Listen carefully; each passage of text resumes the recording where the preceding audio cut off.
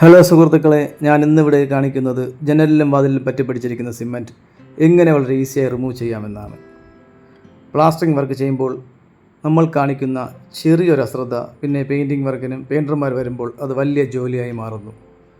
അതിനാൽ നമ്മൾ ആദ്യം തന്നെ മേസ്ത്രിമാർ പൂശിക്കഴിയുമ്പോൾ വീഡിയോയിൽ കാണിച്ചിരിക്കുന്നത് പോലെ ഒരു ബക്കറ്റിൽ കുറച്ച് വെള്ളവും ബ്രഷും എടുത്ത് നന്നായി ജനലിൽ പറ്റിപ്പിടിച്ചിരിക്കുന്ന സിമൻറ്റ്, ഗ്രൗട്ട് എന്നിവ ക്ലീൻ ചെയ്യേണ്ടതാണ്.